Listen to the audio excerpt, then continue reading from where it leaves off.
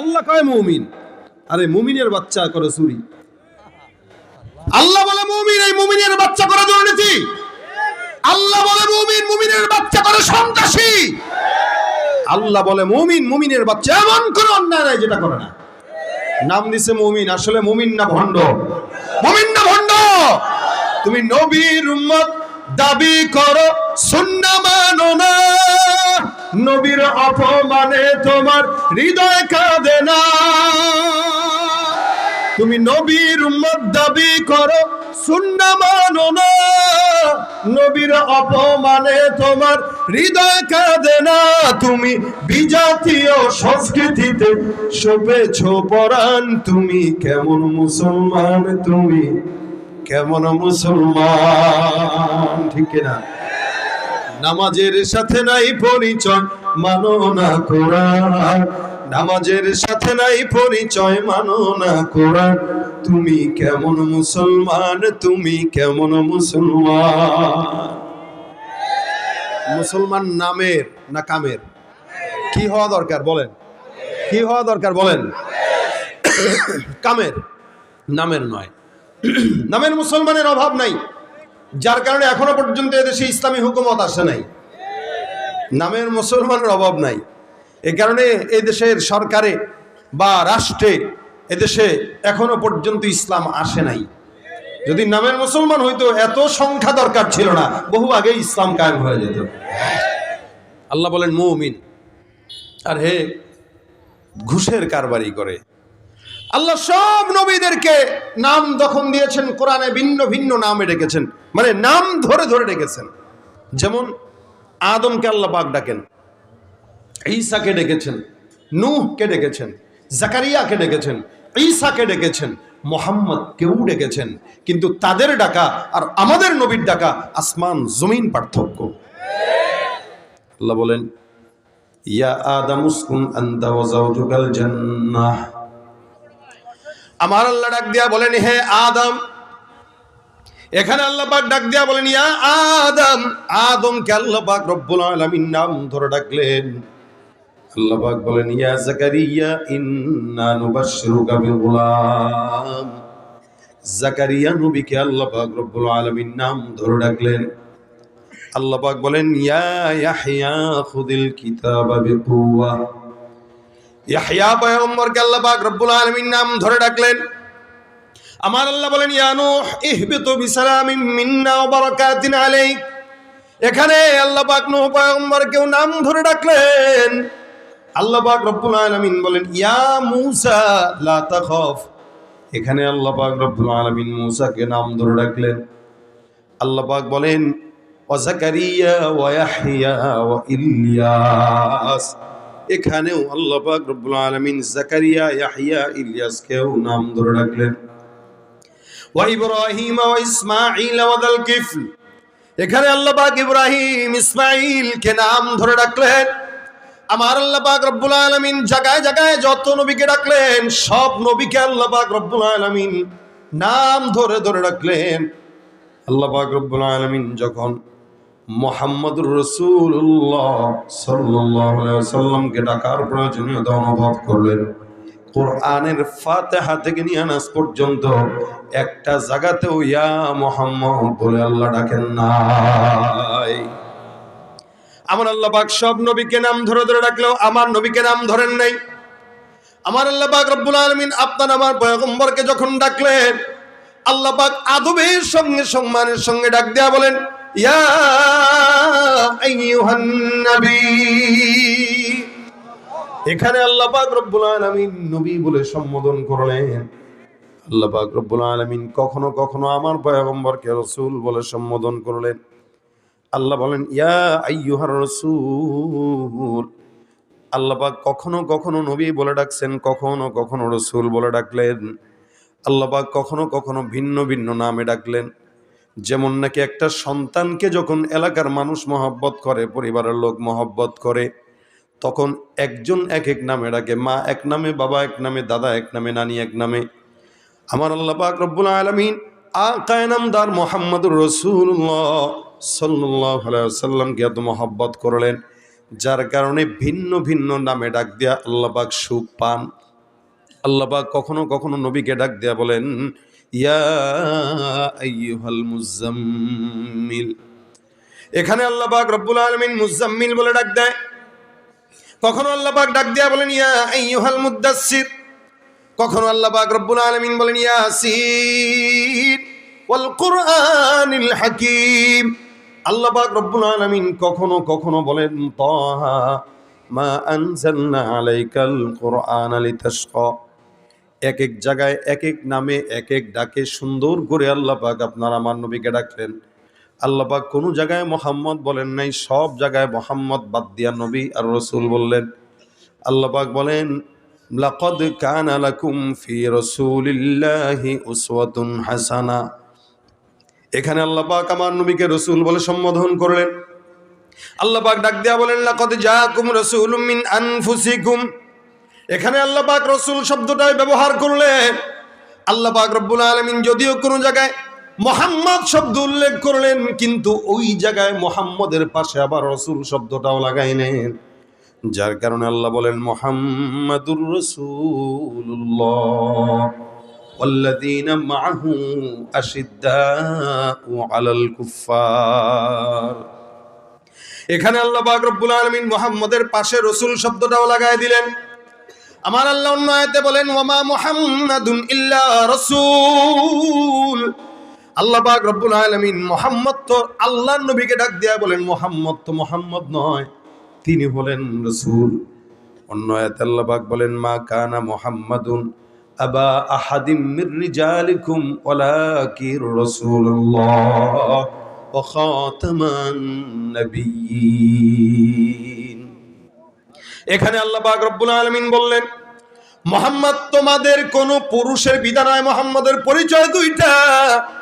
এক নাম্বার আল্লাহ পাক রব্বুল আলামিন বলেন মুহাম্মদের পরিচয় হলো ওয়ালাকির রাসূলুল্লাহ, ওয়ালাকির রাসূলুল্লাহ। আমার আল্লাহ ডাক দিয়া বলেন মুহাম্মদের এক নাম্বার পরিচয় তিনি হলেন আল্লাহর রাসূল। দুই নাম্বার পরিচয় ওয়া খাতামান নবিয়্যিন। এই নবীর পরে আর কোন নবী আসার সম্ভাবনা নাই। ইনি হলেন আখেরি নবী, শেষ নবী। যারা এই নবীকে শেষ নবী মানে না তারা মুসলমান হতে পারে না।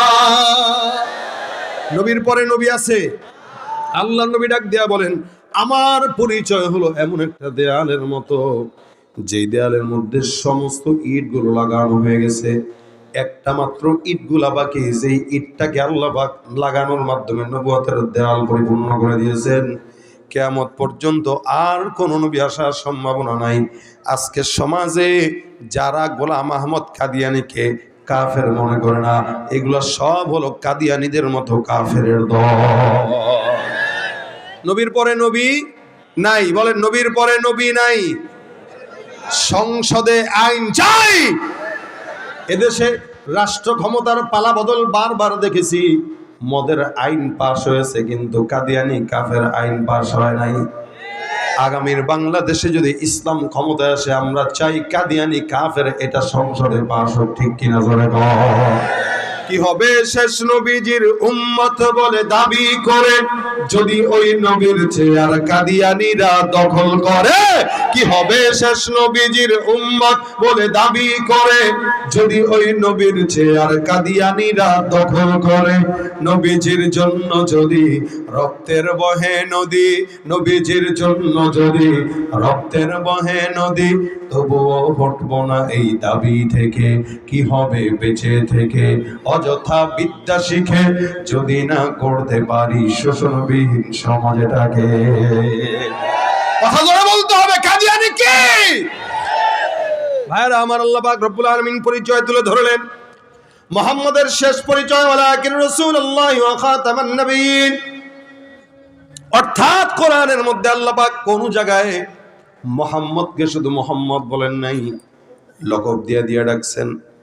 আল্লাহ পাক আপনাকে আমাকে কথা আবার স্বীকারোক্তি দিয়ে দিলেন লা তাজালু দুআ আর রাসূল বাইনাকুম কাদুআই বা'দিকুম বা'দা।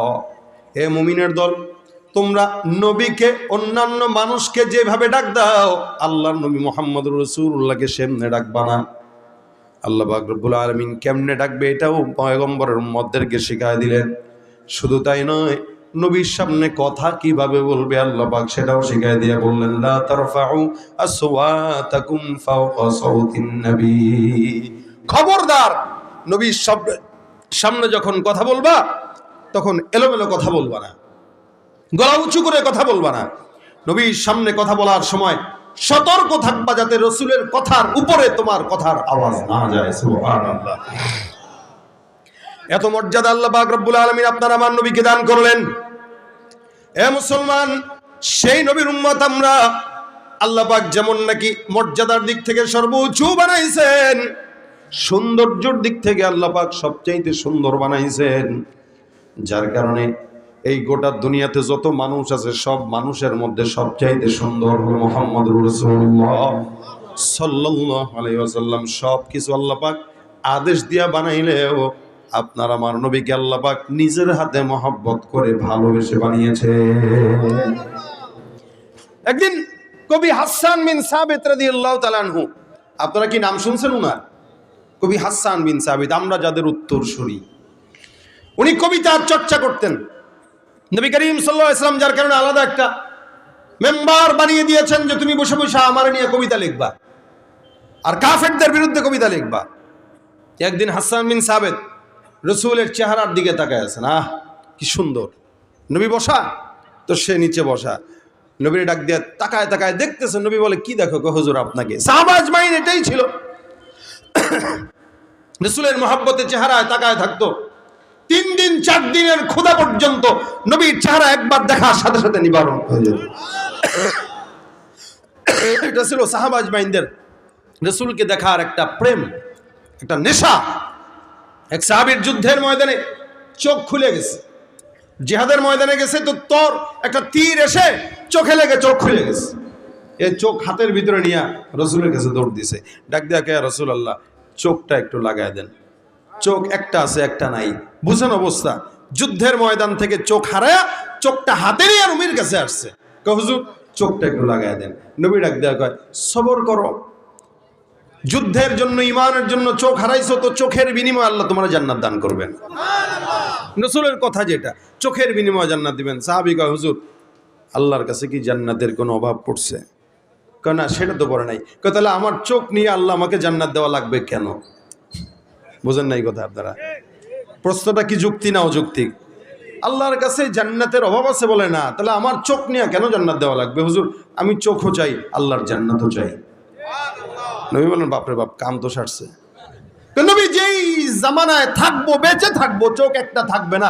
এক চোখ দিয়ে আপনারা দেখে তো মন ভরে না, 2 চোখ দিয়েই তো দেখে মন ভরতে পারি না, এক চোখ দিয়ে কিভাবে মন ভরে?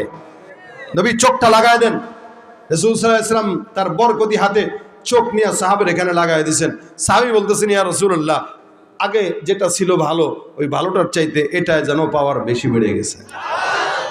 জামানায় থাকবো আর আপনাকে দেখবো, এটা কেমনে হয়?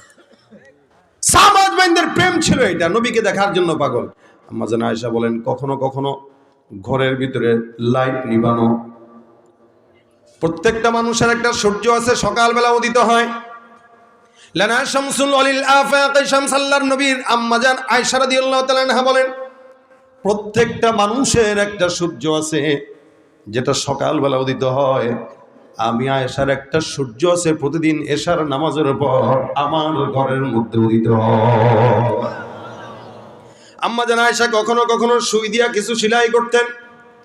ঘরের ভিতরে যদি বাতি নিভে যাইতো, নবী সাল্লাল্লাহু আলাইহি ওয়াসাল্লাম ঘরে তাশরীফ আনার পর আম্মা জান আয়েশা দেখতেন যে আমার সুইটা রাসূলের চেহারার বরকতে খাটের কর্নারে পড়ে আছে, দেখতে পেতাম। নবীর চেহারা এত বরকতময়, জাবের ইবনে সামুরা রাদিয়াল্লাহু তাআলা আনহু বর্ণনা করেন, আমি একবার উঠানের মধ্যে পয়গম্বরের চেহারার দিকে নজর দিয়ে দেখলাম আল্লাহর নবী লাল দোরা কাটা একটা কাপড় দিয়ে সুন্দর করে উঠানের মধ্যে বসা। আল্লাহর নবীর সাহাবী জাবের বিন সামুরা বলেন, আমি আসমানের চাঁদের দিকে তাকাইলাম। আসমানে একটা চাঁদ জ্বলজ্বল করতেছে, জমিনের ভিতরে পয়গম্বর মুহাম্মদুর রাসূলুল্লাহ সাল্লাল্লাহু আলাইহি ওয়াসাল্লাম বসা। আমি একবার আসমানের চন্দ্রের দিকে তাকাই, একবার আমার বরকতি নবীর চেহারার দিকে তাকাই, আল্লাহর নবীর চেহারার দিকে তাকাই, বরকতি আসমানের চাঁদের দিকে তাকাই। জাবের রাদিয়াল্লাহু তাআলা আনহু ডাক দিয়া বলেন, আল্লাহর কসম, আমার কাছে মনে হলো ওই আসমানের পূর্ণিমার চাঁদের চাইতে আমার নবীর চেহারা কোটি গুণে বেশি সুন্দর। হাসান বিন সাবিত নবীর চেহারার দিকে তাকায় তাকায় দেখে আর কয়, ইয়া রাসূলুল্লাহ, আপনার চেহারা দেখলে প্রেমে পড়ে যায়। নবী একটা কবিতা মনে আসছে, বলবো নি? নবীরে ডাক দিয়া বলতেছেন, হাসান বিন সাবিত, নবী একটা কবিতা মনে আসছে, মাথায় আসছে, আপনারা নিয়ে লিখবো নি? রাসূল কয়, লেখো। হাসান বিন সাবিত কবিতা রাসূলের চেহারার দিকে তাকায় তাকায় তাকায় তাকায় লেখে, ওয়া আহসানু মিন কালাম তারাকাতু আইনি ওয়া আজমালু মিন কালাম তালিদিন নিসা খুলিকতা মুবাররাআম মিন কুল্লি আইবিন কাআন্নাকা কদ খুলিকতা কামা তাশা। হাসান বিন সাবিত ডাক দিয়া বলেন, ওয়া আহসানু মিন কালাম তারাকাতু আইনি, এ দুনিয়ার কবিরা শুনে রাখো, কবি কবিতা লেখে তার ডার্লিং নে নিয়ে, যে হারাম সম্পর্ক তার নিয়ে লেখে, যত নষ্টামি ছড়ায় এই কবিতার মাধ্যমে, কিন্তু হাসানের কবিতা তার জন্য নাজাতের উসিলা হয়ে গেছে। রাসূলকে বলেন, ইয়া রাসূলুল্লাহ, ওয়া আহসানু মিন কালাম তারাকাতু আইনি, এই দুনিয়াতে আমার চোখ আপনার চেয়ে সুন্দর কোন মানুষকে জিন্দেগিতে দেখে নাই। আপনি এত সুন্দর, কত মানুষ দেখলাম এই জমিনে, কত মানুষ হাজার হাজার, কিন্তু আমার চোখ আপনার চেয়ে সুন্দর কাউকে কোনোদিন দেখে নাই। ওয়া আজমালু মিন কালাম তালিদিন নিসা, জমিনে যত মানুষ আছে, মা বোনরা আছে, আদম পয়গম্বর থেকে আজ পর্যন্ত কোন নারী কোনদিন আপনার চাইতে বরকতময় কোন পুরুষ জন্ম দেয় নাই। সুবহানাল্লাহ। এ মুসলমান, আমিনার গর্ভে থেকে আমার নবীকে বের করার জন্য আল্লাহ পাক রব্বুল আলামিন আদম পয়গম্বর, আম্মা জানা হাওয়া থেকে আমিনা পর্যন্ত যত মহিলাদেরকে নিয়েছেন, বুঝছেন, আমেনার মা, তার মা, তার মা, তার মা, তার মা করে করে আম্মা জান হাওয়া পর্যন্ত যত মানুষ গেছে, আল্লাহ নবী বলেন, মা বাগাত ইমরাত নবীন কত, আমার দাদি, আমার নানি, নানির নানি, নানির নানি, নানির নানি, দাদির দাদি, দাদির দাদি, দাদির দাদি করে করে যত দূর পর্যন্ত গেছে, এই যত দূর সিরিয়ালে গেছে, এই সিরিয়ালে যতগুলা মহিলা গেছে, একটা মহিলাকেও কোনোদিন আল্লাহ জেনায় লিপ্ত করায় না। আমাকে বাঁচানোর জন্য এক বিন্দু পরিমাণে কেউ যদি বলতে না পারে মুহাম্মদের নানির দাদি অথবা তার দাদি, ওর তো চরিত্রে ঝামেলা ছিল, এটা যেন কেউ বলতে না পারে। এই জন্য হাওয়া থেকে নিয়ে আমিনা পর্যন্ত প্রত্যেকটা মহিলা ছিল পুত পবিত্র, এবং দুনিয়াতে তারা একদম পুত পবিত্র অবস্থায় আল্লাহ পাক তাদেরকে হেফাজত রেখেছেন। এই জন্য হাসান বিন সাবিত বলে, কোন নারী আপনার মতো কোন পুরুষ জন্ম নেয় নাই আমিনা ছাড়া। খুলিকতা মুবাররাআম মিন কুল্লি আইব, আল্লাহ পাক রব্বুল আলামিন আপনাকে এমন ভাবে সৃষ্টি করলো যেন জমিনের সমস্ত আইব ত্রুটি থেকে আল্লাহ পাক আপনাকে একদম বেছে বেছে বানাইছেন। একটা বিন্দু পরিমাণ, চুল পরিমাণ কোন ত্রুটি আপনার সৃষ্টির মধ্যে রাখেন নাই। এজন্য শামাইলে রাসূলের বর্ণনা আছে, নবী সাল্লাল্লাহু আলাইহি ওয়াসাল্লাম যেখানে যেমন দরকার ছিল আল্লাহ পাক তাকে তেমন সুন্দর বানায় দিতেন। সুবহানাল্লাহ। দেখবেন অধিক সাদা যারা, একদম সাদা, দেখলে কেমন কেমন রোগী রোগী লাগে, তাদের সঙ্গে যখন নবী মিশত, নবীরে হলদে বর্ণের সুন্দর মনে হতো, দুধে আলতা এমন সুন্দর। আর যদি কোনো লম্বা মানুষের সঙ্গে মিশত, যেন নবীকে খাটো মনে না হয়, আল্লাহ পাক তার মত করেই সাইজ দিয়ে দিতেন। আর যদি অধিক খাটো মানুষের সঙ্গে মিশত, তখন তার চেয়ে একটু লম্বা বানায় দিতেন। সুবহানাল্লাহ। এ মুসলমান, যখন যেমন আল্লাহ পাক আমার নবীকে তখন তেমন বানাইছেন। কাআন্নাকা কদ খুলিকতা কামা তাশা, যেন আপনি যেমন চেয়েছেন, আল্লাহ যেমন চেয়েছেন তেমনি আপনারে বানাইছেন। এটা হলো আপনার আমার পয়গম্বর মুহাম্মদুর রাসূলুল্লাহ সাল্লাল্লাহু আলাইহি সাল্লাম। এত মর্যাদা দিলেন, এত মহাব্বত করলেন, এত মহাব্বত দিয়া বানাইলেন যে আল্লাহ নিজেই প্রেমে পড়ে গেছেন। যার কারণে আল্লাহ পাক রব্বুল আলামিন বলেন, কোন নবীর উপর আমি আল্লাহ পাক দুরূদ আর রহমতের সালাম পৌঁছাই নাই, কিন্তু একমাত্র মুহাম্মদুর রাসূলুল্লাহ, যার ব্যাপারে আল্লাহ বলেন, ইন্নাল্লাহা ওয়া মালাইকাতাহু ইউসাল্লুনা আলান নবী। আমার আল্লাহ ডাক দিয়া বলেন, নিশ্চয়ই আল্লাহ আর আল্লাহর সব ফেরেশতারা ওই পয়গম্বরের উপরে দুরূদের আমল করে। আল্লাহ পাক রব্বুল আলামিন ইব্রাহিমের উপরেই পড়ে নাই, ইসমাইলের উপরেও পড়ে নাই, আদমের উপরেও পড়ে নাই, কোন নবীর উপরে আল্লাহ পাক রব্বুল আলামিন দুরূদের সালাম পৌঁছায় নাই, কিন্তু শুধুমাত্র মুহাম্মদের উপর আল্লাহ পাক পড়ছেন। আল্লাহ একা পড়েন নাই, তার সব ফেরেশতাদেরকে নিয়েই পড়েন সুবহানাল্লাহ। এখন বলেন তো আল্লাহর ফেরেশতা কয়জন? গুনতে পারবেন কেউ? না। জমিনে একটা ঘর আছে বাইতুল্লাহ, যেটা সর্বপ্রথম ঘর। এই ঘরটা আল্লাহর বান্দারা তওয়াফ করে, যতবার মন চায় ততবার তওয়াফ করবে, কোনো বিধি নিষেধ নাই। আল্লাহর নবী বলেন বাইতুল্লাহর উপর একটা ঘর বাইতুল মামুর, জমিনের ঘর তওয়াফ করে ইনসান, আসমানের ঘর তওয়াফ করে আল্লাহর ফেরেশতা। আল্লাহর নবী বলেন ওই ঘরটাকে যদি আল্লাহ পাক ছেড়ে দেয় তাহলে একদম বরাবর বাইতুল্লাহর উপরে পড়বে। জমিনের ঘর বাইতুল্লাহ তওয়াফ করে ইনসান, যতবার মন চায় ততবার তওয়াফ করবে। আসমানের ঘর আল্লাহর ফেরেশতারা তওয়াফ করে, প্রত্যেকটা দলে দলে ৭০,০০০ ফেরেশতা তওয়াফ করে সুবহানাল্লাহ। নবী বলেন এই যে দলে দলে ৭০,০০০ ফেরেশতা তওয়াফ করে, একবার কোন ফেরেশতা কোন দলে যদি তওয়াফ করতে ঢুকে, এই ফেরেশতা তওয়াফের পর আর কিয়ামত পর্যন্ত কোনোদিন সিরিয়াল পায় না। কোটি কোটি ফেরেশতা আল্লাহ পাক রব্বুল আলামিন বলে এত সমস্ত ফেরেশতারা আমার নবীর উপরে দুরূদ পড়ে। আমরা দুরূদ আর কতটুকুই পড়ি, আমরা কতটুকুই বা পড়তে পারি? সর্বোচ্চ সুন্দর করে স্টেজ সাজা দাঁড়া দাঁড়ায় নবী সালাম আলাইকা একটু জিলাপি দিয়া খিচুড়ি দিয়া বিদায়, এর বাহিরে আমরা কিছু পারি না। কিন্তু আল্লাহ পাক রব্বুল আলামিন বলেন এ মুসলমান মনে রাখবা, বান্দারা শুনে রাখেন, আমার ইলম শেষ হয়ে যাবে, পয়গম্বরের মর্যাদা বর্ণনা করা শেষ হবে না, রাত পার হয়ে যাবে, আল্লাহর নবীর মর্যাদা শেষ হবে না, দুনিয়া শেষ হয়ে যাবে, পয়গম্বরের প্রশংসা গাওয়া শেষ হবে না। আপনি আমি আর কতটুকুই পাঠ করব? আমার নবীর জন্য আপনি আমি যথেষ্ট নয়, আমার নবীর জন্য যথেষ্ট আমার আল্লাহ। ঠিক কি না? নবীর হক আদায় করতে পারেন কে? কে কে? আল্লাহ। এই জন্য আল্লাহ পাক রব্বুল আলামিন আমি নিজে আমার পয়গম্বরের উপর দুরূদ পড়ি, মুহাম্মদ হামিদে হামদে খুদা বস, খুদা মদহে আফরি মুস্তাফা বস, মুহাম্মদ হামিদে হামদে খুদা বস, খুদা মদহে আফরি মুস্তাফা বস, মুহাম্মদ আজ তুমি খাম খুদা রা, খুদায়া আজ তো হুব্বে মুস্তাফা রা, খুদায়া আজ তো হুব্বে মুস্তাফা রা। আমার আল্লাহ পাক রব্বুল আলামিন নবীকে কত মর্যাদা দান করলেন, যার কারণে আল্লাহ নিজেই নবীর প্রেমে পাগল হয়ে দুরূদের আমল করে।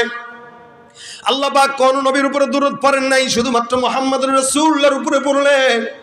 এত মর্যাদা দিয়ে আল্লাহ পাক রব্বুল আলামিন পড়লেন, যার কারণে উম্মতকে আদেশ দিয়ে দিয়েছেন ইয়া আইয়ুহাল্লাযীনা আমানু সাল্লু আলাইহি, হে ঈমানদারের দল, তোমরাও ওই পয়গম্বরের উপরে দুরূদের আমল করো। এমনকি নবী নিজেও তার উপরে দুরূদের আমল করতে সুবহানাল্লাহ। নবী তো নামাজে পড়তেন আল্লাহুম্মা সাল্লি আলা মুহাম্মদ ওয়া আলা আলি মুহাম্মদ কামা সাল্লাইতা আলা ইব্রাহিম ওয়া আলা আলি ইব্রাহিম ইন্নাকা হামিদুম মাজিদ। নবীও পড়তেন সাল্লাল্লাহু আলাইহি ওয়াসাল্লাম। নবীর উপরেও পড়া এটা ইসলামের আদেশ। এই ইসলামের আদেশ আল্লাহ পালন করেন, নবীও পালন করেন সুবহানাল্লাহ। আল্লাহর অন্য কোনো আমল দরকার নেই, কিন্তু এটা আল্লাহ নিজে করেন। এজন্য কেউ যখন এটা পড়ে আল্লাহর নবী বলেন, আচ্ছা বলেন তো জান্নাতে আমরা সবাই তো নবীর সাথে থাকতে চাই ইনশাআল্লাহ। আল্লাহ কবুল করুক। আমিন। আল্লাহর নবী ডাক দিয়া বলেন আওয়ালান নাস বি ইয়াউমাল কিয়ামাতি আকসারুহুম আলাইয়া সালাহ। নবী ডাক দিয়া বলেন শোনো, জান্নাতের ময়দানে আমার পাশের জান্নাতে কেউ যদি থাকতে চাও, আমি নবী বললাম আমার উপরে যেই বান্দা বেশি বেশি দুরূদ পড়ে, আমি আল্লাহর নবীর জান্নাতে পাশের ঘরে ওই লোকটাকেই আল্লাহ পাক রব্বুল আলামিন রাখবেন সুবহানাল্লাহ। যেই ব্যক্তি যত বেশি নবীর উপর দুরূদ পড়ে, আল্লাহর নবী বলেন অন্য হাদিসে, মান সাল্লা আলাইহি সালাতান ওয়াহিদা সাল্লাল্লাহু আলাইহি আশারা। কোন ঈমানদার মুমিন যদি একবার দুরূদের আমল করে, আল্লাহ পাক ওই বান্দার উপরে 10 বার রহমত নাযিল করে দেয়। জবানটা খুলে সুবহানাল্লাহ। এখন তো আর নবীর প্রেমে পাগল দেখা যায় না। নবীর প্রেমের পাগল যতগুলো আছে সব মুখে মুখে অন্তর দিয়া না, যার কারণে নেতার বিরুদ্ধে কথা বললে জেলখানায় যাওয়া লাগে, কিন্তু নবীর বিরুদ্ধে কথা বললে জামাইয়া ধরে রাখা হয়। মনে হয় তার নবীর চেয়ে নেতা বড় হয়ে গেছে, স্লোগানও দেয় আমার নেতার চরিত্র ফুলের মতো। আজীব অবস্থা। এত চুরি করতে দেখে, এত দুর্নীতি করতে দেখে, এরপরও আমরা বলি আমাদের চরিত্র, তাদের চরিত্র ফুলের মতো। অথচ চারিত্রিক সনদ আল্লাহ দুনিয়ার কোনো মানুষকে দেন নাই মুহাম্মদ রাসূলুল্লাহ ছাড়া। কি বলেন, সন্দেহ আছে আপনাদের? একমাত্র মুহাম্মদ রাসূলুল্লাহকে আল্লাহ পাক চারিত্রিক সনদ দিয়েছেন। ওই সনদের কথা বাদ দিয়া দুনিয়ার মানুষের সনদ দেন। এই কারণেই তো অধিকাংশই ভালো হয় না। কারণ এত চুরি করার পরেও যদি আমার চরিত্র ফুলের মতো হয়, ভালো হওয়া দরকার আর কি। কথা কয় না কেন? তাহলে ভাইরা আমার দেখেন, চরিত্রের সনদ আল্লাহ পাক নবীকে দিয়েছেন। ইন্নাকা লাআলা খুলুকিন আযীম। আমার আল্লাহ মর্যাদা দিতে যায়, আল্লাহ নিজেই দুরূদের আমল করে। কোন ইমানদার মুমিন বান্দা যদি দুরূদ শরীফ পড়ে, আল্লাহ পাক রব্বুল আলামিন তার জবানে বরকত দান করেন, বিপদ আপদ মুক্ত দান করেন। শুধু তাই নয়, ইমাম আহমদ ইবনে হাম্বল রাহমাতুল্লাহ আলাইহি, ইমাম মালিক রাহমাতুল্লাহ আলাইহি, এনাদের মতো আশিক রাসূল তো কেউ নাই। আমরা তো খালি মুখে মুখে আশিক। এক আল্লাহর বান্দা নবীর আশিক, উনি রওজায় গেছেন। আল্লাহর বান্দা রওজায় যায়, মনে মনে বিশাল বড় ভিড়। আপনারা দেখবেন যারা রওজার কাছে গেছেন, দাঁড়ানোর কোনো সুযোগ নাই। হেঁটে হেঁটে তাওয়াফের মধ্যে সালাম যতটুকুই পারে ততটুকুই দেয়। এই আল্লাহর বান্দা সালাম দিবেন, বিশাল বড় সিরিয়াল, সারা জীবন খালি অসুস্থ থাকে। যখন রওজার সামনে চলে আসছে, এখন কেমন যেন তার বুকের ভিতরে ধুক ধুক ধুক ধুক করে। আর আল্লাহর কাছে ডাক দেয়া বলে, মালিক, এই যে তোমার বান্দাকে তুমি তোমার হাবিবের রওজার সামনে নিয়ে আসলা, সারা বছর অসুস্থ থাকে, ওষুধ খায়, কত কিছু করে। আল্লাহ রওজার জালির সামনে যখন যাব, তখন আমার অসুস্থতা বাড়ায় দিয়ে তুমি আমার অজ্ঞান করে একটু ফালায় দিও। যাতে করে অজ্ঞান করে তুমি আমাকে ওই জায়গায় ফালায় দেওয়ার পর অ্যাম্বুলেন্স আসবে, পুলিশ আসবে আমাকে নেওয়ার জন্য, আমি যেন ওই সময়টা আমার হাবিবের সঙ্গে প্রেমের একটু কথা বলে নিতে পারি। এটা ছিল আমাদের আশিক রাসূলদের হালত। আর আমাদের ইশক হইল নবীর রওজার সামনে দাঁড়ায়, কিন্তু জবানের মধ্যে নবীর সুন্নতের দাড়ি নাই। ভাইরা আমার, ইমাম মালিক রাহমাতুল্লাহ আলাইহি নবীর মহব্বত করতেন। মদিনায় প্রায় 70 বছর পর্যন্ত উনি অতিবাহিত করেছেন। আল্লাহর বান্দা কোনোদিন জুতা পায়ে দিয়ে হাঁটেন নাই, এমনকি মদিনার মাটির থেকে কোনোদিন বের হয় নাই, হুদুদে হারাম থেকে বের হন নাই। উনি বলতেন, আমি হুদুদে হারাম থেকে বের হব না, কারণ আমি চাই আমার মৌতটা, আমার শেষ নিঃশ্বাসটা রাসূলের রওজার পাশেই যেন হয়। ইমাম আহমদ ইবনে হাম্বল রাহমাতুল্লাহ আলাইহি অনেক বড় একজন ইমাম। উনি একবার 3-4 দিন পর্যন্ত না খাওয়া, আল্লাহর বান্দা পিপাসার্ত ক্ষুধার্ত অবস্থায় নবীর রওজার সামনে গেলেন। যাওয়ার পর রওজার সামনে রাসূলের সামনে সালাম দেওয়ার শিকায়ত করতেছেন, ইয়া রাসূলুল্লাহ, আপনার সাহাবা আজমাইনরা ক্ষুধার যন্ত্রণা আপনাকে একবার যদি দেখতো, 3 দিনের ক্ষুধা নিবারণ হয়ে যেত। আমি ক্ষুধার যন্ত্রণা আপনার কাছে আসলাম, আমি তো আপনাকে দেখতে পারবো না। নবী তাদেরকে আপনি দেখা দেন, সামনে সামনে দেখা দিয়েছেন, যার কারণে তারা সরাসরি আপনাকে দেখে ক্ষুধা নিবারণ করলো। কিন্তু আমি নালায়েক, যার কারণে আমি আপনাকে সরাসরি দেখি নাই। কিন্তু সরাসরি না দেখলেও স্বপ্নে তো আপনি দেখা দিবেন।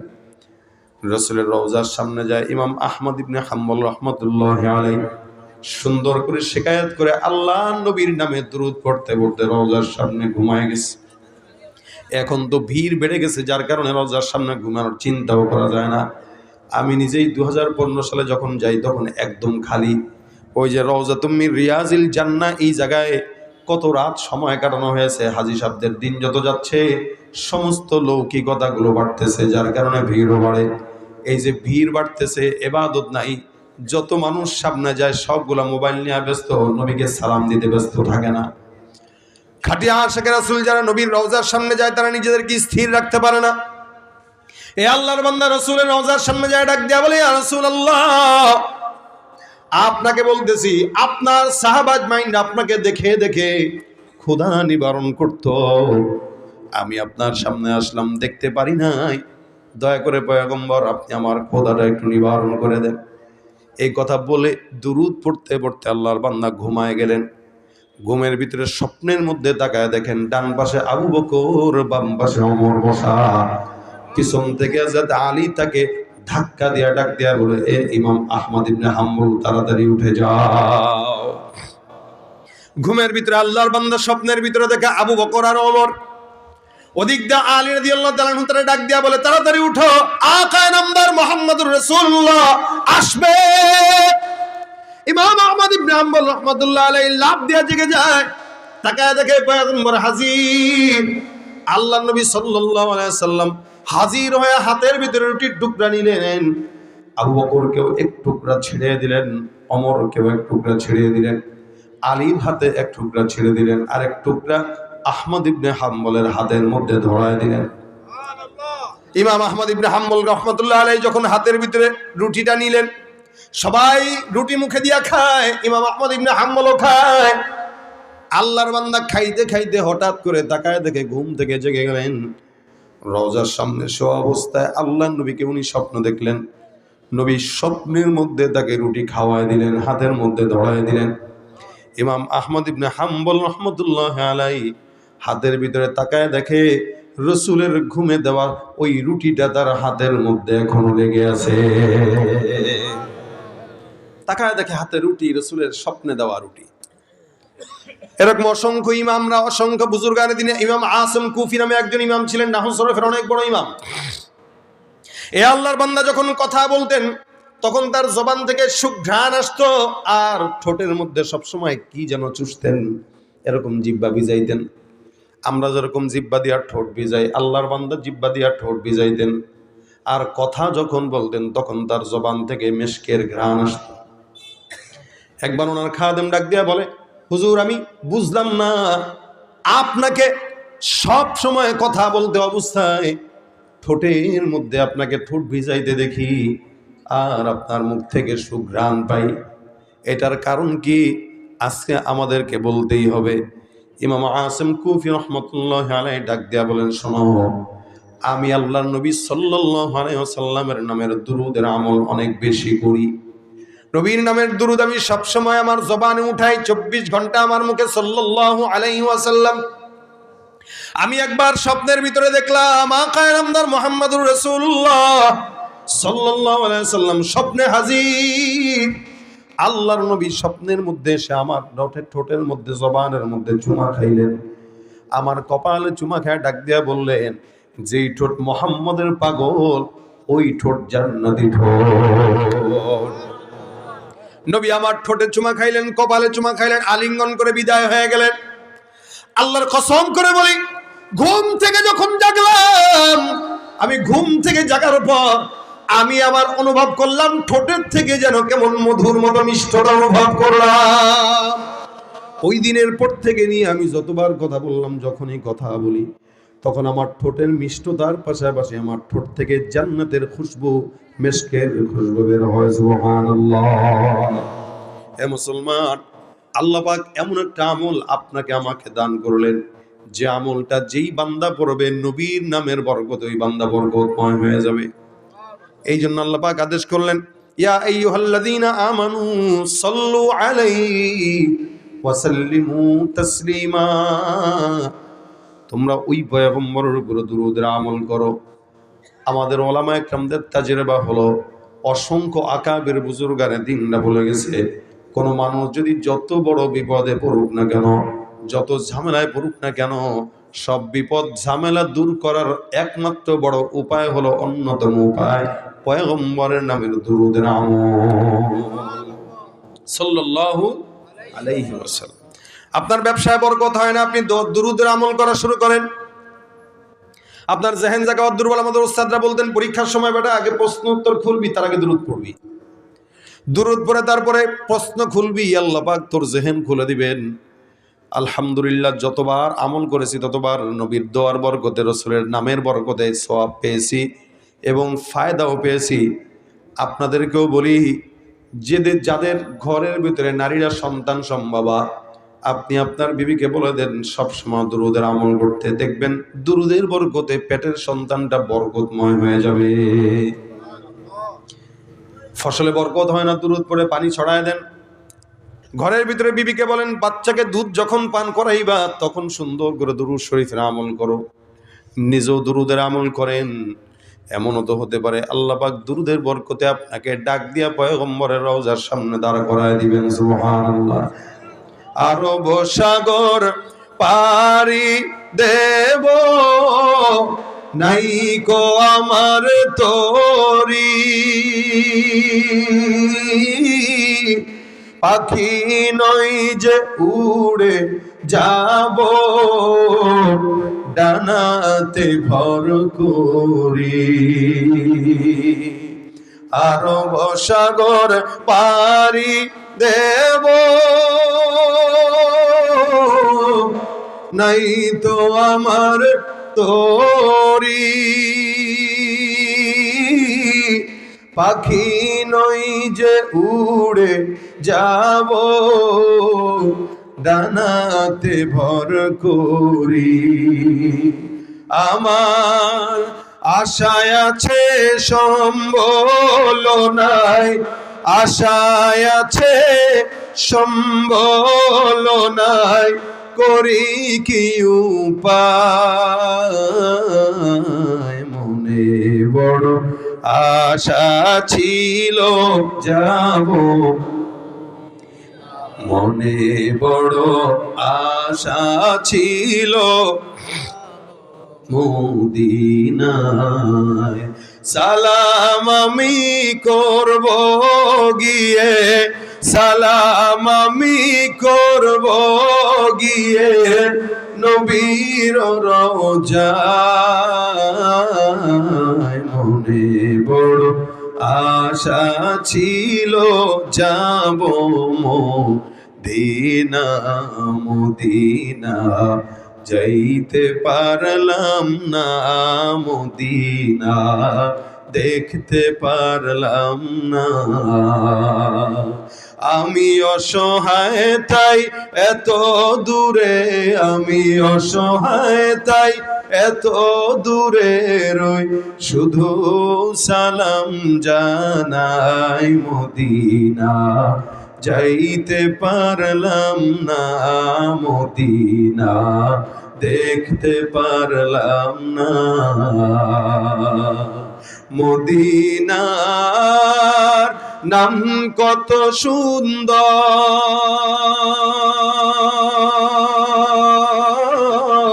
মদিনা কেড়েছে অন্তর।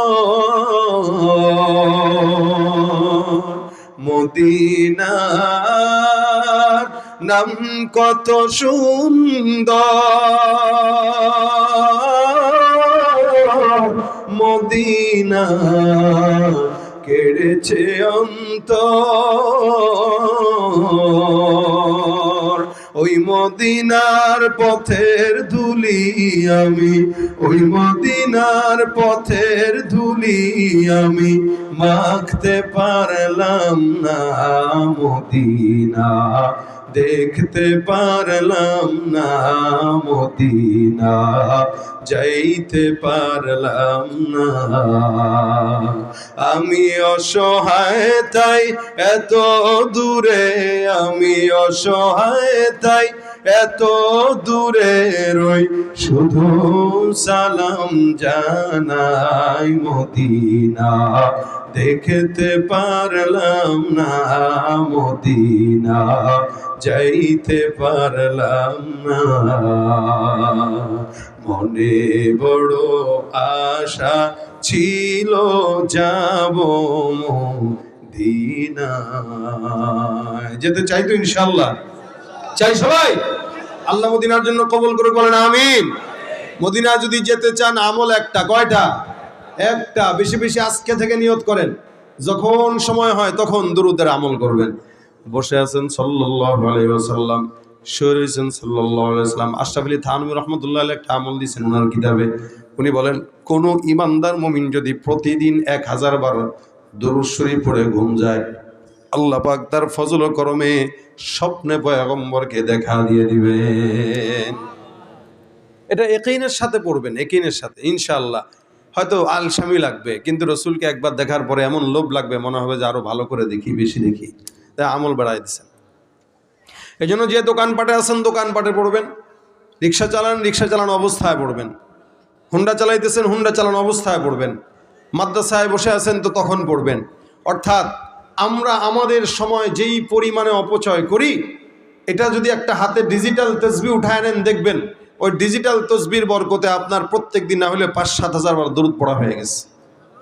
খালি একটা তসবিহ হাতে রেখে দেখেন, এটা পরীক্ষিত। একটা তসবিহ হাতে থাকলে অটোমেটিক জিকির হয়। ভাই তসবিহ কিছু না, কিন্তু তসবিহ মুজাক্কারাত এটা আমাদেরকে মনে করায় দেয়, তোর জিকির করতে হবে। এই জন্য তসবিহ হাতে রাখা এটা আমাদের বুজুর্গানের দিনদের একটা আমল। তসবিহ, হ্যাঁ, এই হযরত আবু হুরায়রা রাদিয়াল্লাহু তাআলা রাখতেন। উনার শীতানে বালিশের কিনারায় 2000 গিটের একটা দড়ি ছিল। তখন তো আর এরকম তসবির মতো আধুনিক তসবিহ ছিল না, তো ওনারা এটাকে বানায় নিতেন মুজাক্কারাত। ওনার বালিশের কিনারায় 2000 গিট দেওয়া একটা দড়ি ছিল। উনি প্রত্যেক দিন রাত্রেবেলা ঘুমানোর আগে সুবহানাল্লাহ এই শব্দটা 2000 বার পড়ে ঘুম দিতেন। আমরা তো ঘুমানোর আগে হেডফোন কানে দিয়া গান শুনতে শুনতে ঘুমাই, অভ্যাস বানায় নিছে এটা। মুভি দেখতে দেখতে ঘুমায় যুবকেরা, নাটক দেখতে দেখতে ঘুমায়। মরণ যদি অবস্থায় হয় তো জাহান্নাম ছাড়া তার উপায় নেই। এই জন্য হাতে তাসবিহ নিয়ে যদি সাল্লাল্লাহু আলাইহি সাল্লাম পড়তে পড়তে ঘুমান তো মরণ হইলেও রসুলের দুরুদের বরকতে জান্নাত হয়ে যাবে। এই জন্য আজকে থেকে নিয়ত করেন রসুলের উপরে দুরুদ পড়বেন তো ইনশাআল্লাহ। একবার পড়লে 10টা নেকি, 10 বার রহমত, 10টা গুনাহ মাফ, 10টা গুনাহ মাফ, 10 বার সম্মান বুলন্দ হয়ে যাবে। রসুলের সাথে দিদার তো নসিব হবেই ইনশাআল্লাহ। এই জন্য যতক্ষণ পারেন, আমি আমার জিন্দগির টার্গেট এটা বানাইছি, আমি আকসার মাহফিলে মানুষকে দুরুদের আমল দেই। কেন দেই? যে আমার হয়তো দুর্বলতা থাকবে, কিন্তু আল্লাহ পাক যদি এই উসিলা আমাদের মাফ করে, আমার উসিলা যদি কিছু মানুষ পড়ে, এই উসিলা যদি আমি সওয়াব পাইতে, এটাই কামিয়াবি। আজকের এই মজমা যদি আপনারা কিছু পড়েন আর কাউকে যদি আবার তারগিব দেন যে ভাই এটা পড়েন, তা আপনারাও সওয়াব পাবেন ইনশাআল্লাহ। কারণ এটা আল্লাহ নিজে আমল করে, এই আমলটা আল্লাহ পাক নিজে করে, এটা আমাদের জন্য ওয়াজিব করা, এটা সাধারণ কোনো আমল না। আল্লাহ পাক যেন আমাদেরকে এই আমলটা বেশি বেশি করার তৌফিক দান করে বলেন আমিন। তাহলে আজকের এই মাদ্রাসার মাহফিলে যতক্ষণ আলোচনা শুনছেন, সেই মাগরিব থেকে এই পর্যন্ত, মাগরিবের পরে মনির সাহেবের হুজুর ওয়াজ শুনছেন, এশার পরে আলী আকবর সাহেবেরটা শুনছেন, এখন আমারটা শুনছেন। এই 3টা ওয়াজের থেকে যার কাছে যেটা সহজ মনে হয়, যেটা মনে হয় যে এটা আমি নিতে পারবো, এই আমলটা আমার জীবনে ফিট করি, ইনশাআল্লাহ প্রোগ্রাম কামিয়াব হওয়ার জন্য বেশি ওয়াজ দরকার নেই, এই 3 হুজুরের 3টা আমলই যথেষ্ট। আল্লাহ যেন আমাদের কামিয়াবি দান করে বলেন আমিন। যা বললাম শুনলাম ভুল ত্রুটি থাকলে যেন আল্লাহ পাক ক্ষমা করে দেয় বলেন আমিন। মাদ্রাসার মাহফিল আলহামদুলিল্লাহ, আপনারা যেই পরিমাণে মাদ্রাসার জন্য দান করেছেন, আল্লাহর রহমতে ফজল করমে সবসময় এভাবে দানের হাতকে প্রসারিত করবেন ইনশাআল্লাহ। তাহলে এই প্রতিষ্ঠানটার আরও উন্নয়ন হবে। অনেক পুরনো প্রতিষ্ঠান, আপনাদেরই প্রতিষ্ঠান, এখান থেকেই এক একজন বড় বড় হাফেজে কোরআন না বের হবে, আলেমে দিন না বের হবে। তো ইনশাআল্লাহ আমরা যদি এই প্রতিষ্ঠানকে আগায় নেই, আমাদের সমাজ এগিয়ে যাবে। প্রতিষ্ঠান আগায় নেব, তো এই সমাজ থেকে, এই প্রতিষ্ঠান থেকে বড় বড় হাফেজ, যেরকম মনির সাহেবের মতো ওলামা একরাম বের হয়ে সারা বাংলাদেশে দ্বীনের খেদমত করবে। তা আমরা চাই এই মাদ্রাসার সমস্ত হাফেজ যারা আছে এবং যারা সহযোগিতা করে, আল্লাহ পাক প্রত্যেককে যেন নাজাতের ফয়সালা করে দেয় বলেন আমিন।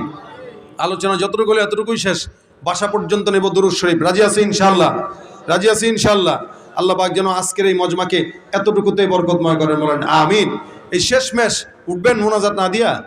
তাহলে উঠতেছেন কেন? উঠতেছেন কেন?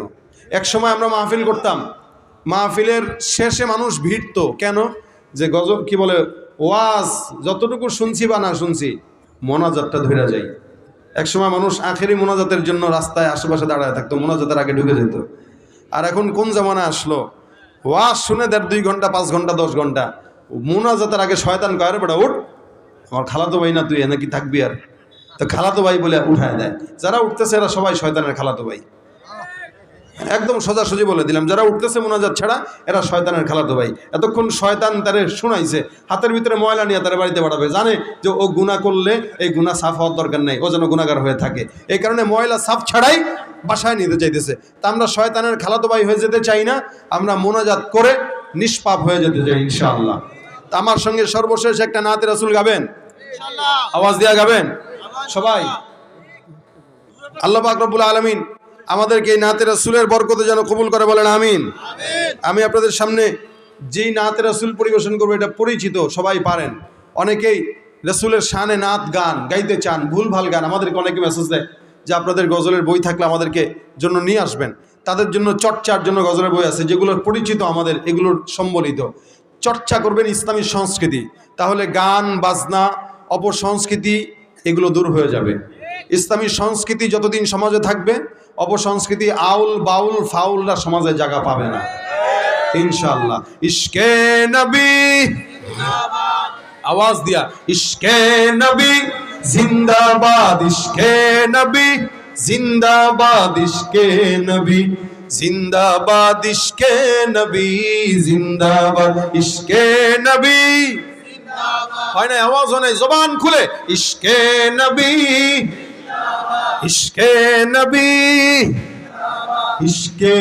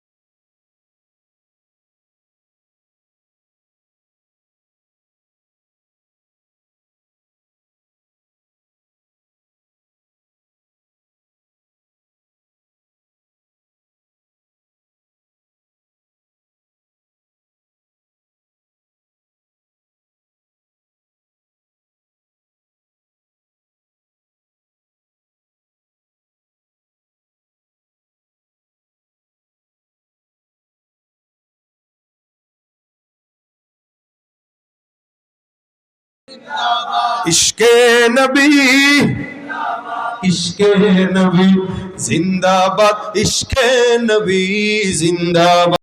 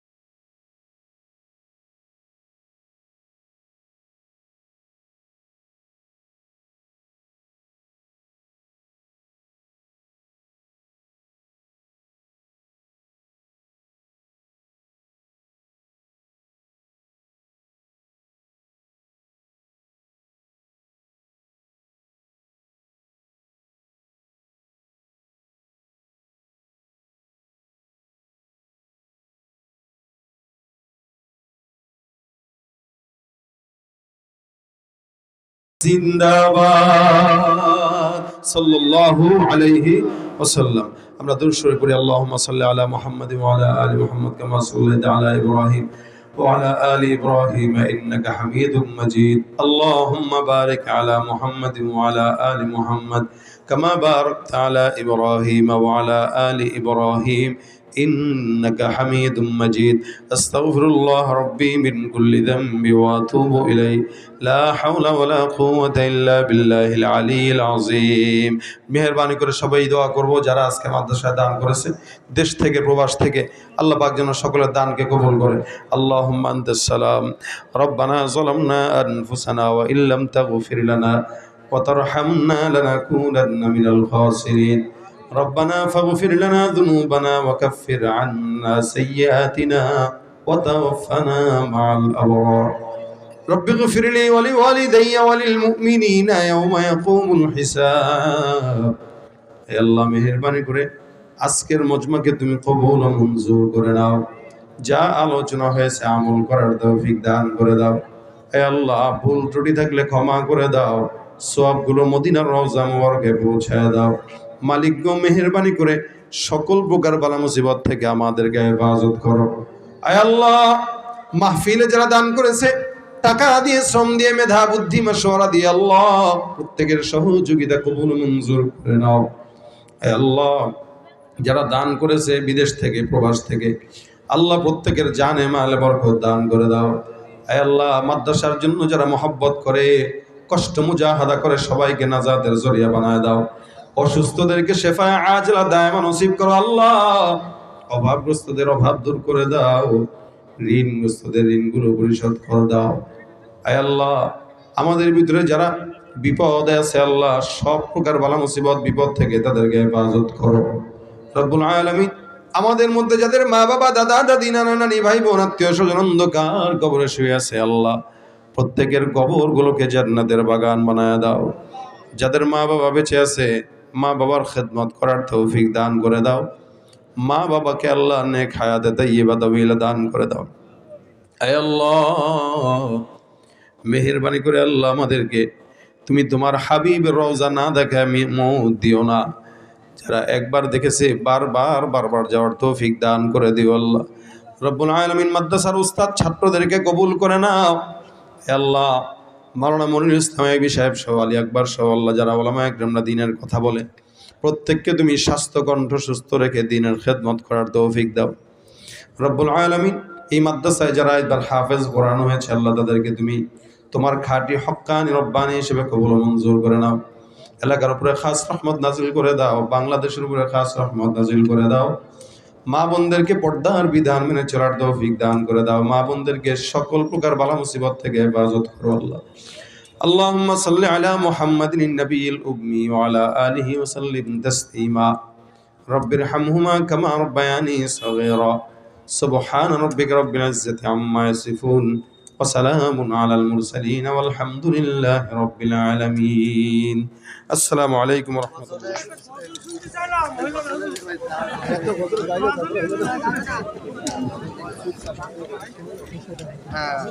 চুপচাপ থাকলে কথা শোনা যায়, একটু অঙ্কা দিতে দামটা একটু বলে লাভাই নেন ভাই, এটা লাভাই নেন না, আপনার এগুলো লাভাই নেন। আসসালামু আলাইকুম। কত কে মানে হয় রে ভাই, কেউ আগে এসেছে কেউ পরে এসেছে বুঝছেনি।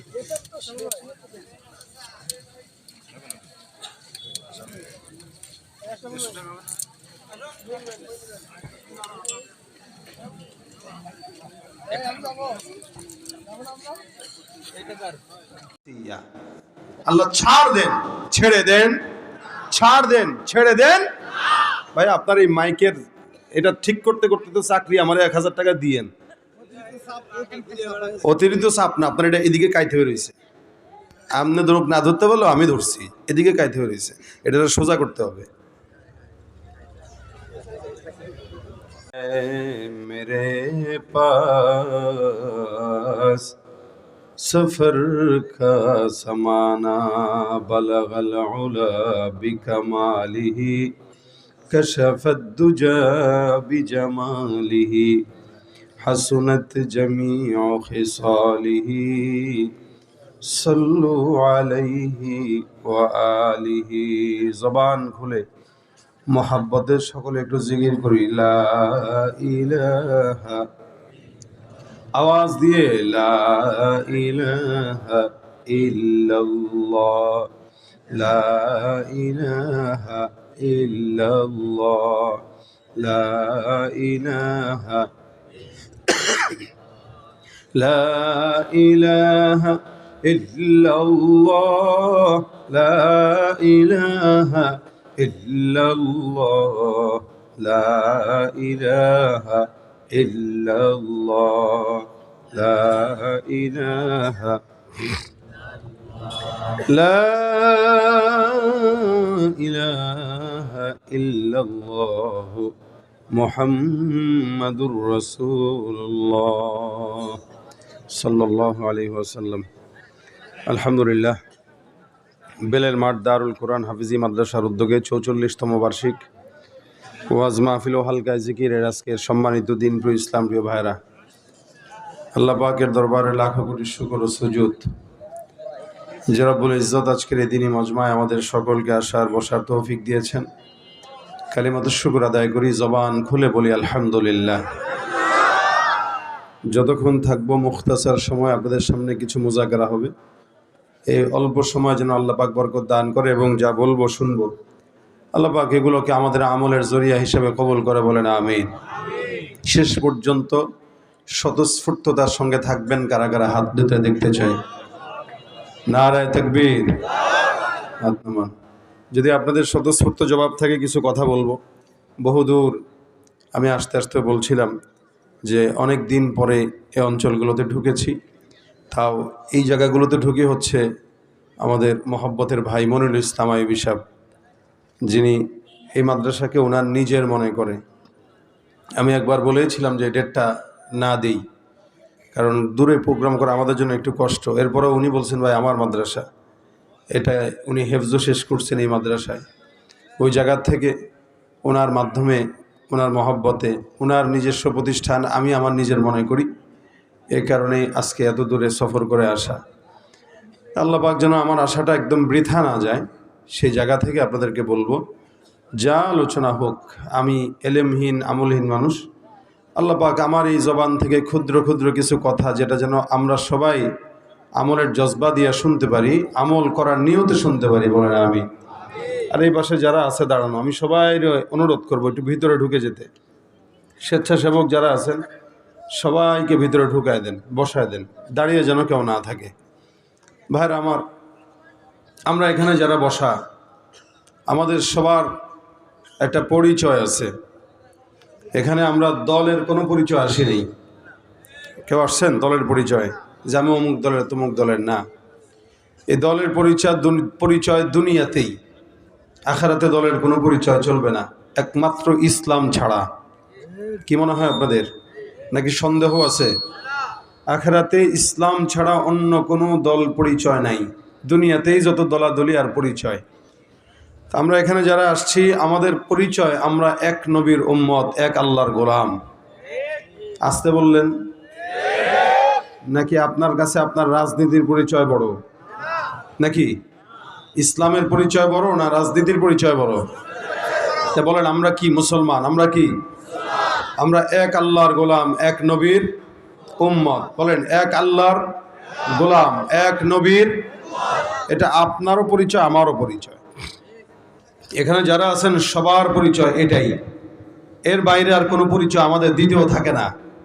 এর বাইরে যেই পরিচয়, ওগুলো হলো ফালতু পরিচয়। এগুলো দুনিয়াতে চলার জন্য লাগে, তাই আল্লাহ দিছেন। আল্লাহ পাক বলেন, ইন্না খালাকনাকুম মিন যাকারিন ওয়া উনসা ওয়া জাআলনাকুম শুউবা ওয়া ক্বাবাইলা লিতাআরাফু। এর বাইরের যে পরিচয়, এটা হলো একে অপরের সঙ্গে পরিচিত হওয়ার জন্য, এছাড়া কিছু না। ভাই তুমি কোন দলের? আমি অমুক দলের। আপনি, আমি ওই দলের। আপনার বংশ কি? এইটা। আপনার বংশ কি? ওইটা। এটা জাস্ট খালি পরিচিত পর্ব, এছাড়া কিছু না। আল্লাহ পাক বলেন পরিচয় দিয়া লাভ নাই। এই পরিচয়ের ভিতর থেকে যেই ব্যক্তিটা সবচেয়ে বেশি মুত্তাকি আল্লাহর কাছে, তার দাম সবচেয়ে বেশি। সুবহানাল্লাহ কইতে কষ্ট লাগে আপনাদের না? আরো মনে হইতেছে আরো কমে গেছে আওয়াজ। সামনে পিছনের ভাইরা কি কথা বলতে জানে না? জানে? পিছনের ভাইরা জানেন কথা বলতে? জানেন যদি সবাই আওয়াজ দিয়া বলেন সুবহানাল্লাহ। আবার বলেন সুবহানাল্লাহ। এই যে বললেন তো, আল্লাহ পাক রব্বুল আলামিনের হাবিব বলেন, ইন্না ফিল জান্নাতি লাশাজারা। কেউ একবার সুবহানাল্লাহ বলেছে তো আল্লাহ পাক তার জান্নাতে একটা গাছ লাগাই দিয়েছেন। এখন যারা বলেছেন তাদের জান্নাতে একটা গাছ লেগে গেছে। আবার বলেছেন তো আরেকটা লেগে গেছে, সুবহানাল্লাহ। আবার বললেন তো আরেকটা লেগে গেছে। যত বলবেন তত লাগবে, জবান খুলে বলেন সুবহানাল্লাহ। কত বড় গাছ? নবী সাল্লাল্লাহু আলাইহি ওয়াসাল্লাম বলেন, একটা দ্রুতগামী ঘোড়া, এই গাছের গোড়া যদি দৌড়ায়, মিনিমাম 500 বছর পর্যন্ত দৌড়াইলেও সেই গাছের গোড়া শেষ করতে পারবে না। এখন আসেন, একটা ঘোড়ার দৌড় কতটুকু স্পিড? আপনারা যারা হুন্ডা চালান কত স্পিডে চালাইতে পারেন? 100, 120, 10। এর বেশি চালাইলে আর বাঁচার দরকার নাই, কবরে সোজা। আগে খুঁটবেন, তারপরে যায় কবরে সাইকেল সহ পড়বেন। এর বেশি চলে না। আমরা প্রাইভেট সর্বোচ্চ, আমি নিজে যেটা চালাই সেটা বলবো না, কারণ ক্যামেরা ট্যামেরা আছে তো ঝামেলা আছে। তো মোটামুটি ভালো স্পিডে চালানো যায় যদি রাস্তাঘাট ফাঁকা থাকে।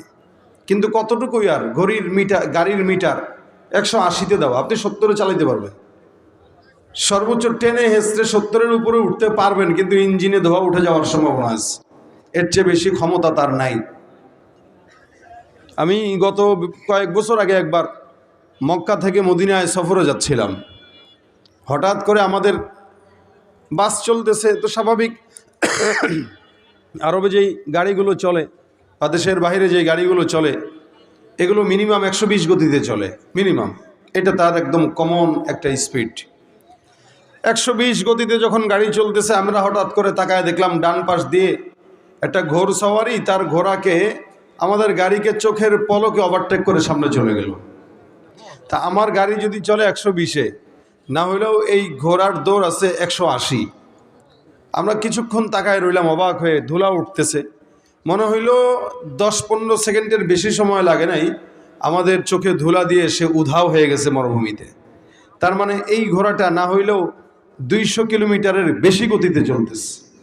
ইঞ্জিন আছে কোনো? কথা কয় না এরা।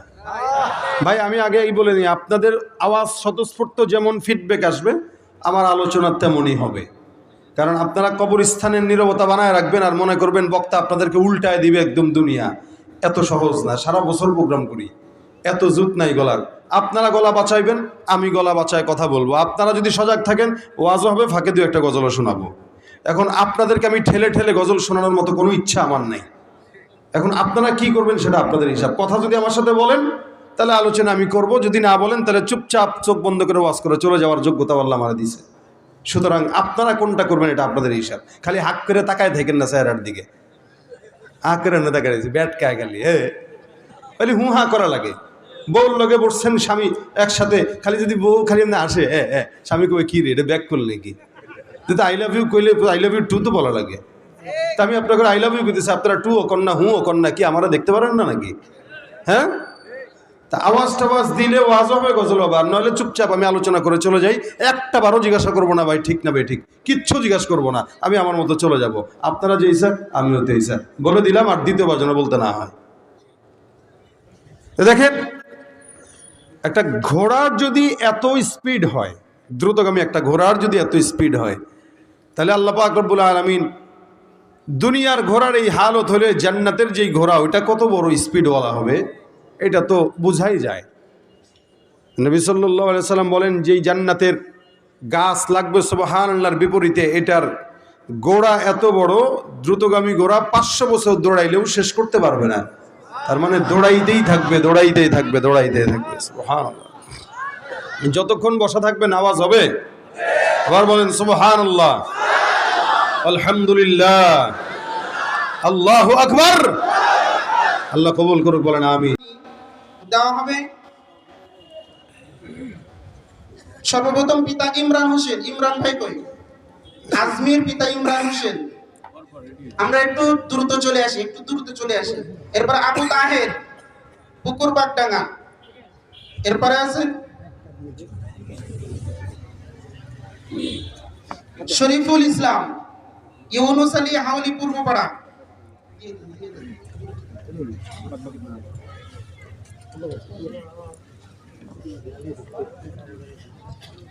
মোহাম্মদ নজরুল ইসলাম, শ্যামনগর। মোহাম্মদ আজাদ মন্ডল, শ্যামনগর। মোহাম্মদ আব্দুল মজিদ, শ্যামনগর। হাফিজ মোহাম্মদ ইকবাল হোসেন, বেলের মাঠ। মোহাম্মদ খায়রুল ইসলাম, ভাগলপুর। মোহাম্মদ মিলন বিশ্বাস, সাজিয়ালি। মোহাম্মদ মনিরুল ইসলাম, পুলতাডাঙ্গা।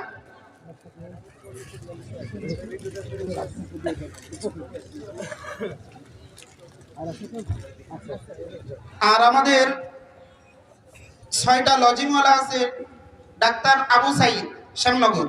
মোহাম্মদ মফিজুর রহমান ঢালি, শ্যামনগর। আপনারা একটু দয়া করে স্টেজে এসে একটা করে রুমাল এবং একটা করে টুপি গ্রহণ করুন। এরপরে মোহাম্মদ সোহাগ হোসেন, শ্যামনগর। মোহাম্মদ রাব্বি হাসান, শ্যামনগর। মোহাম্মদ মিলন হোসেন, বেলের মাঠ। মোহাম্মদ বাবলু হোসেন, বেলের মাঠ।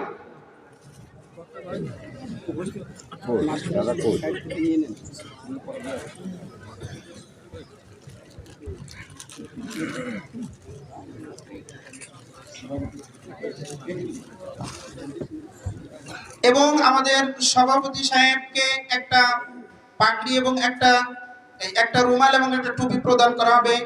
সভাপতি আলহাজ বীর মুক্তিযোদ্ধা মাস্টার মোহাম্মদ আব্দুল খালেক বিশ্বাসকে একটা টুপি এবং একটা রুমাল প্রদান করা হবে। এবং সেক্রেটারি সাহেব আলহাজ মোহাম্মদ সুলাইমান হোসেন খান।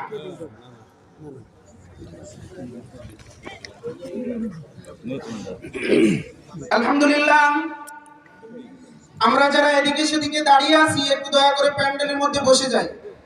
একটু পরিবেশটা আমরা সুন্দর করার চেষ্টা করি। যারা স্বেচ্ছাসেবক আছেন, চারিদিকে ভলান্টিয়ার যারা আছেন, আপনারা একটু সবাইকে একটু বসায় দেন। যদি চটের সমস্যা হয়, চট পর্যাপ্ত পরিমাণ আছে, চটগুলো বিছাই দেন। কেউ দাঁড়িয়ে থাকবো না। আমরা যারা চারিপাশে দাঁড়িয়ে আছি একটু মেহরবানি করে বসে যাই। রাস্তার সাইডে অনেক লোক দেখা যাচ্ছে, আপনারা একটু মেহরবানি করে ভিতরে এসে বসে যান। পিছনে অনেক জায়গা আছে, চট না থাকলে আমরা চটগুলো বিছাই দিই।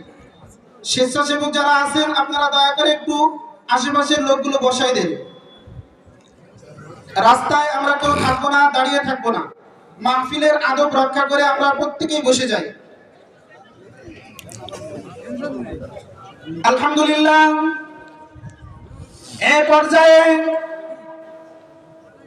পবিত্র কোরআন থেকে মূল্যবান বক্তব্য পেশ করবেন আজকের মাহফিলের প্রধান আকর্ষণ, আজকের মাহফিলের মধ্যমণি, বিশিষ্ট ইসলামী চিন্তাবিদ ও মুফাসসিরে কোরআন হযরত মাওলানা মুফতি সাইদ আহমদ কলরব। হযরত মাওলানা মুফতি সাইদ আহমদ কলরব, নির্বাহী পরিচালক, কলরব শিল্পী গোষ্ঠী, ঢাকা। আমি হযরতকে ওনার মূল্যবান বক্তব্য পেশ করার জন্য সবিনয় নিবেদন করছি।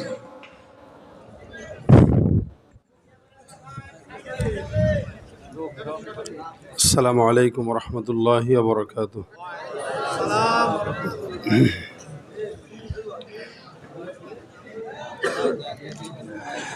ইন্নাল হামদালিল্লাহ আলহামদুলিল্লাহি আলিয়্যিয যাতি আযীমিস সিফাতি সামিয়্যিস সিমাতি কাবীরিশ শান جليل القدر رفيع الذكر مطاع الأمر جلي البرهان فخيم الاسم عزيز العلم وسيع الحلم كثير الغفران ونشهد أن لا إله إلا الله وحده لا شريك له ونشهد أن سيدنا وسندنا وحبيبنا وحبيب ربنا وطبيبنا وطبيب قلوبنا ومولانا محمدا عبده ورسوله صلى الله عليه وعلى آله وأصحابه وبارك وسلم تسليما كثيرا كثيرا الذي أرسله الله تعالى بالحق بشيرا ونذيرا وداعيا إلى الله بإذنه وسراجا منيرا أما بعد فأعوذ بالله من الشيطان الرجيم بسم الله الرحمن الرحيم